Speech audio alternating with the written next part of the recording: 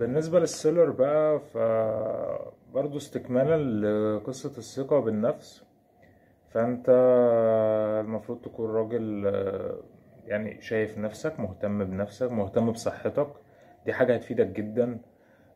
طول ما انت مهتم بصحتك هتعرف تلبس، هتعرف تتعامل مع الناس بثقة. صدقني الرياضة بشكل عام يعني دي حاجة لازم انت تكون بتعملها. حتى لو في البيت، انا بقولكش هتروح جيم وتاخد سبلمنتس والحاجات اللي هي ايه، اللي هي دلوقتي بقت بفلوس يعني. الاول ما كانش فيه الكلام ده. على الاقل في البيت يعني. فحاول انت تهتم بصحتك، تهتم بشكلك قدام الناس، لان انت شغلك كله معتمد على مظهرك، او معتمد على الحاجة اللي انت بتقدمها. تمام. وعلى الماتيريال اللي انت بتشتغل فيه معاك.